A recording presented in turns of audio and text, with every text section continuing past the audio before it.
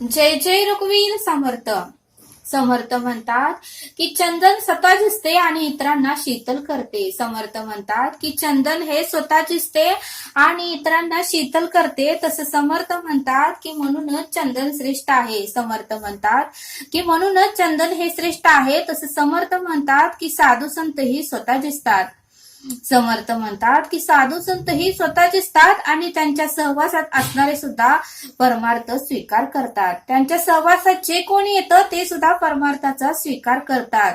आणि साधू संतांमध्ये एवढी क्षमता आहे. समर्थ म्हणतात की साधू संतांमध्ये एवढी क्षमता आहे की संत लोकांमध्ये एवढी क्षमता आहे की म्हणूनच ते संत लोक श्रेष्ठ आहेत. म्हणूनच संत लोक श्रेष्ठ आहेत असं समर्थ आपल्याला इथे सांगतात.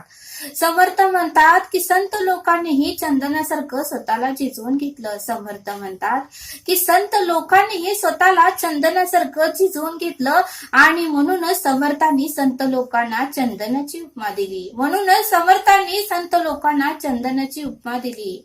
संत लोकांनी नेहमी सांगितलं की तुम्ही परमार्थ करा. परमार्थाचे सुख शांती समाधान आहे ते कोठेही नाही असं संत लोकांनी आपल्याला इथे सांगितलं. आणि म्हणूनच दरवर्षी संत लोकांच्या पालख्या ह्या पंढरपूरला जातात. समर्थ म्हणतात का जातात? कारण संत लोकांनी तरुणपणापासून आपलं पूर्ण आयुष्य हे भगवंताच्या नामस्मरणासाठी आणि त्याच्या अंतःकरणातून भक्ती करण्यासाठी उपासना करण्यासाठीच घालवलं. आणि म्हणूनच संत लोक आपल्याला सांगतात की तुम्ही परमार्थ करा.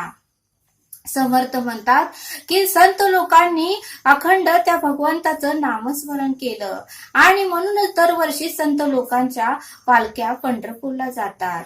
समर्थ म्हणतात की जर आपण तरुणपणापासूनच जर परमार्थ केला तर म्हातारपणी आपल्याला दुःख होणार नाही. समर्थ म्हणतात की म्हातारपणी जर आपण परमार्थाची सुरुवात केली तर तरुणपणी जेवढं पाप झालेलं आहे ते म्हातारपणी भरून निघणार नाही. ते भरून निघणार नाही. आपला वेळ संपत आलेला असतो आणि मग आपल्याला ते फेडण्यासाठी पुढचा जन्म येतो. आणि म्हणूनच समर्थ म्हणतात की तू तरुणपणापासूनच नामस्मरण कर.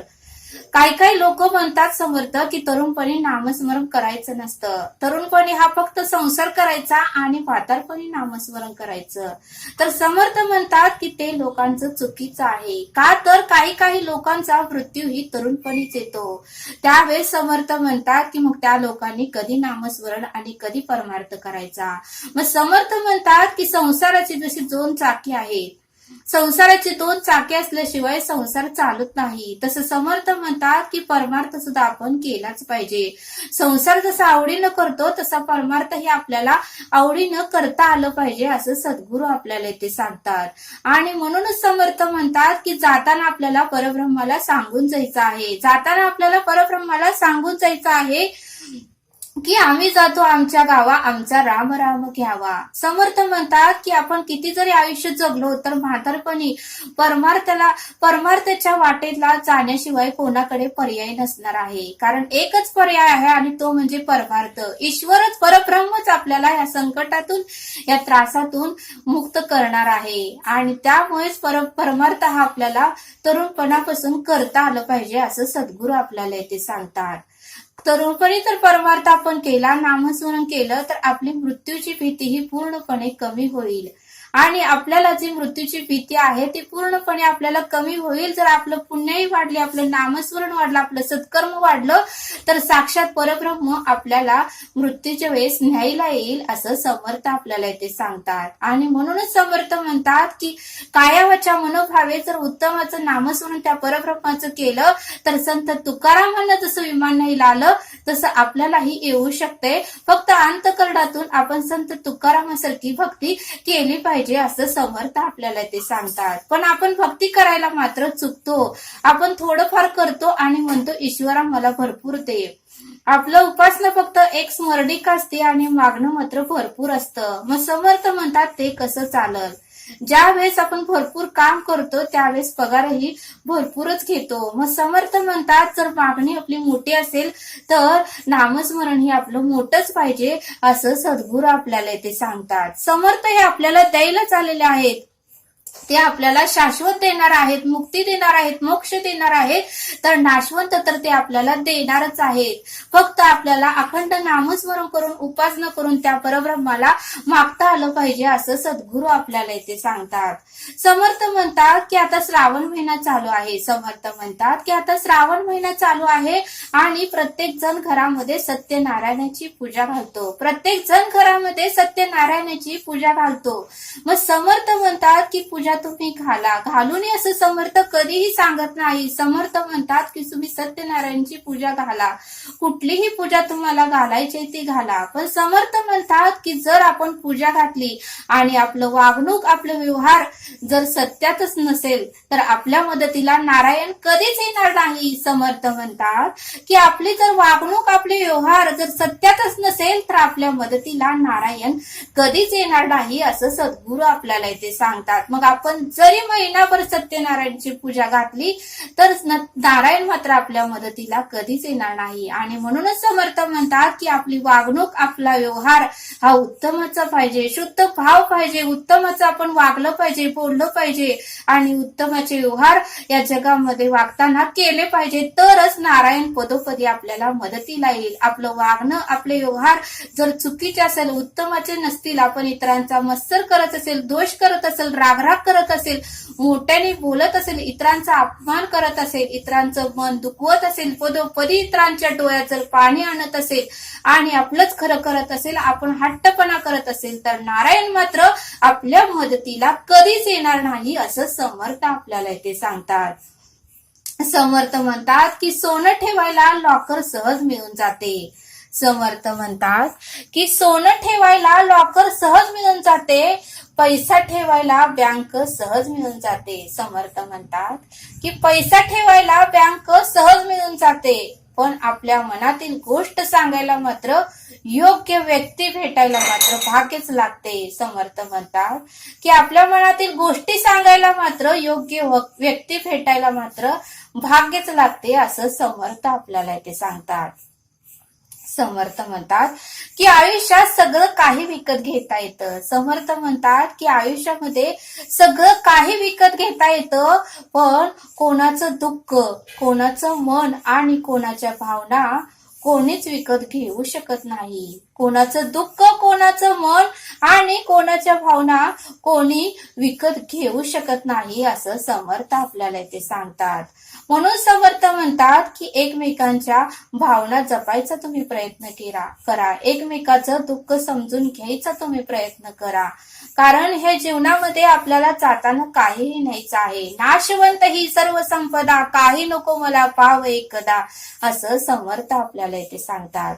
समर्थ म्हणतात की एखाद्या व्यक्तीला खूप किंमत देतो. समर्थ म्हणतात की आपण एखाद्या व्यक्तीला खूप किंमत देतो, तिच्या पुढे पुढे जातो, तिला मान सन्मान देतो आणि तिचं सर्व काही ऐकतो. बराच वेळ, बराच काळ आयुष्यातला त्या व्यक्तीला आपण देतो, पण त्या व्यक्तीला मात्र आपली जरा सुद्धा किंमत नसते, त्या व्यक्तीला मात्र आपली जरा सुद्धा किंमत नसते. आणि म्हणूनच समर्थ म्हणतात की तुम्हाला जर त्या व्यक्तीचा अनुभव घ्यायचा असेल, त्या व्यक्तीला परखून पाहायचं असेल, तर तुम्ही त्या व्यक्तीपासून 4 दिवस कुठेतरी बाहेर जावा. त्या व्यक्तीशी तुम्ही कॉन्टॅक्ट करू नका, त्या व्यक्तीशी तुम्ही बोलू नका, 4 दिवस कुठेतरी बाहेर जावा.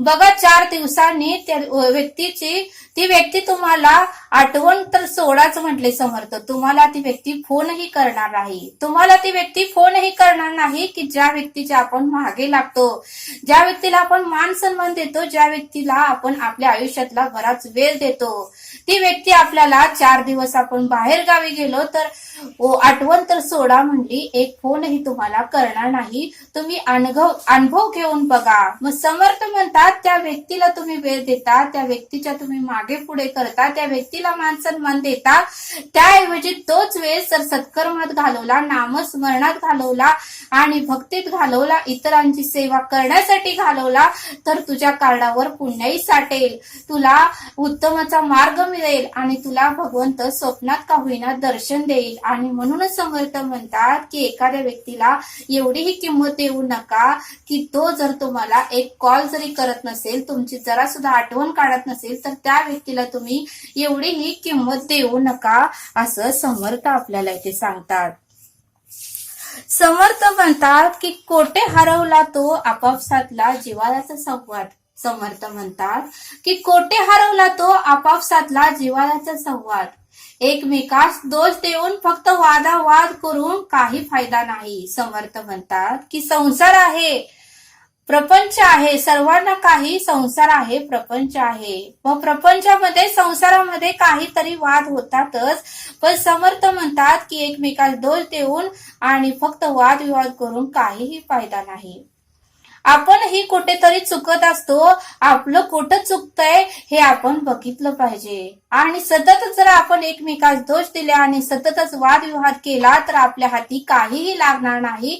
आणि म्हणूनच समर्थ म्हणतात की शांत डोक्यानं तू विचार कर आणि मग तुला मार्ग आपोआपच भेटतील. आणि कुठला मार्ग योग्य आहे आणि कुठला मार्ग अयोग्य आहे हे तुला समजून जाईल. आणि म्हणून समर्थ म्हणतात की वादविवाद तू सोडून दे, असं समर्थ आपल्याला ते सांगतात.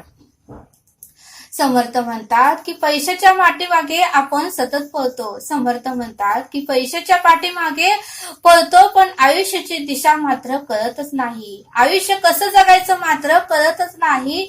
आणि म्हणूनच समर्थ म्हणतात की आपल्या हृदयाचे पाऊल आपल्या हृदयाकडे कधी वळतच नाही. आपल्या हृदयातलं पाऊल आपल्या हृदयाकडे कधी वळतच नाही.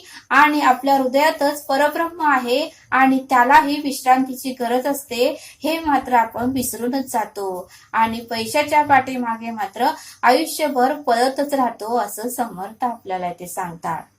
समर्थ म्हणतात की इतकं आयुष्य मिळालं आहे. समर्थ म्हणतात की आपल्याला इतकं आयुष्य मिळालं पण जगायचं कसं कळलं नाही. आपल्याला कसं जगायचं हे कळलं नाही. आपण पैशाच्या पाठीमागे इतकं पळालो, पैशाच्या पाठीमागे इतके पळालो की कधी आपण म्हातारं झालो हेही आपल्याला कळलं नाही. कधी आपण म्हातारं झालो हेही आपल्याला कळत नाही, असं समर्थ आपल्याला इथे सांगतात. आणि मग म्हातारं झाल्यावर आपल्याला कळतं की अरे आपण कधी म्हातारं झालो. सतत पैसा मिळवण्याकडे लक्ष दिल्यामुळे आपण आयुष्य जगण्याकडे दुर्लक्ष करतो. आणि म्हातारपणे मात्र सर्व काही शक्ती कमी होते आणि मग मात्र आपल्याला काहीही करता येत नाही. आणि म्हणूनच समर्थ म्हणतात की तरुणपणीच तू स्वतःकडे लक्ष दे आणि एवढाही पैसा मिळवण्याकडे लक्ष देऊ नको. आयुष्य खूप सुंदर आहे आणि एकदाच मिळतं आणि त्या आयुष्याचा तू भरभरून आनंद घे, असं समर्थ आपल्याला इथे सांगतात. कारण कधी ना कधीतरी प्रत्येक जण हा म्हातारा होणारच आहे आणि कधी ना कधीतरी आपल्याला हे जग सोडून जायचंच आहे. आणि मग समर्थाने एवढी सृष्टी उत्तमाची निर्माण केली आहे तर या सृष्टीचाही आपण आनंद उपभोगता आला पाहिजे, असं समर्थ आपल्याला इथे सांगतात. समर्थ म्हणतात की एक क्षण असा येईल. समर्थ म्हणतात की आयुष्य जगताना एक क्षण असा येईल की सर्व काही घेऊन जाईल. सर्व काही घेऊन जाईल. हा श्वास जर आपला निघून गेला तर सर्व काही अर्ध्यावर टाकून जावे लागेल. आपला श्वास जर निघून गेला तर सर्व अर्ध्यावर टाकून जावे लागेल. आणि म्हणून समर्थ म्हणतात की आयुष्य खूप सुंदर आहे, तू उत्तमच जगून घे, असं समर्थ आपल्याला इथे सांगतात. समर्थ म्हणतात की आयुष्य खूप सुंदर आहे, तू जगून घे. समर्थ म्हणतात की वेळ आहे तोपर्यंत तू जगून घे. सुंदर जीवन आहे तोपर्यंत डोळ्याने ती सृष्टी बघून घे. सुंदर जीवन आहे तोपर्यंत तुझ्या डोळ्याने ही सुंदर सृष्टी बघून घे, असं समर्थ आपल्याला इथे सांगतात.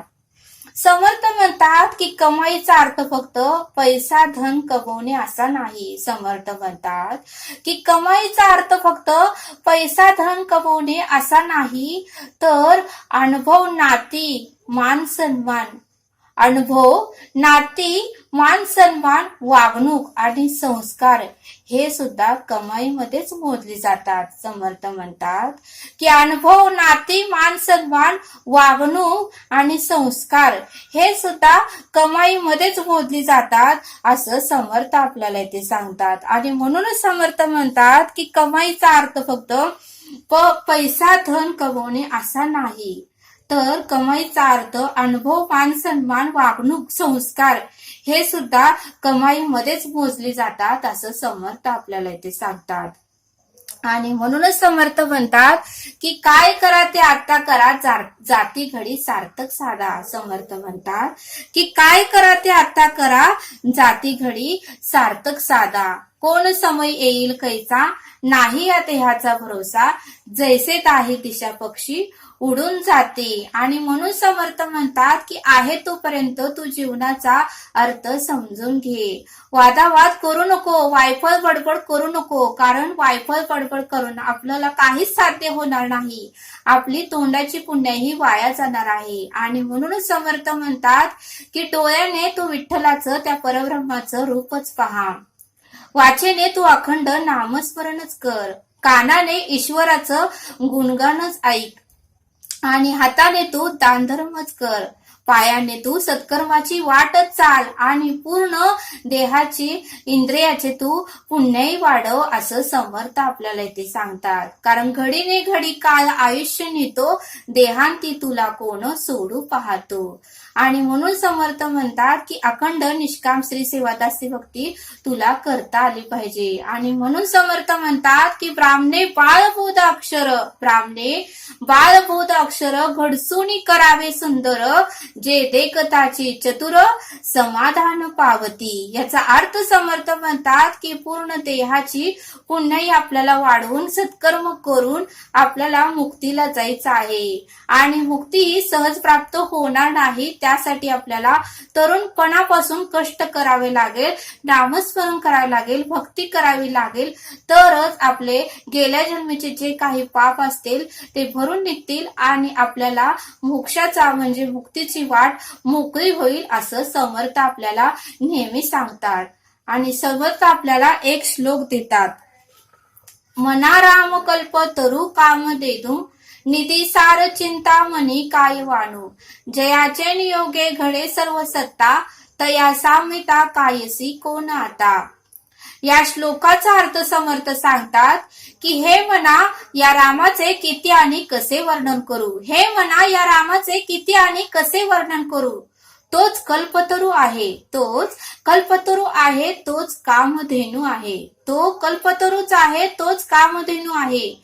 इतकेच नव्हे तर सर्व संपत्तीचा भंडारही तोच आहे. इतकेच नव्हे तर सर्व संपत्तीचे भंडारही तोच आहे. या सृष्टीचे सारही तोच आहे. या सृष्टीचा सारही तोच आहे आणि चिंतामणीही तोच आहे. सारही तोच आहे, चिंतामणीही तोच आहे. अरे, ज्याच्या आधारावर सर्व सत्ता निर्माण होते, ज्याच्या आधारावर सर्व सत्ता निर्माण होते, त्याची बरोबरी दुसऱ्या कोणाशी करताच येणार नाही. त्याची बरोबरी दुसऱ्या कोणाशी करताच येणार नाही, असा या श्लोकाचा अर्थ समर्थांनी आपल्याला इथे समजावून सांगितला. तरी आता आपण येथेच थांबूया. हा व्हिडिओ आवडल्यास सबस्क्राईब करा. भेटूया पुढील भागात. धन्यवाद.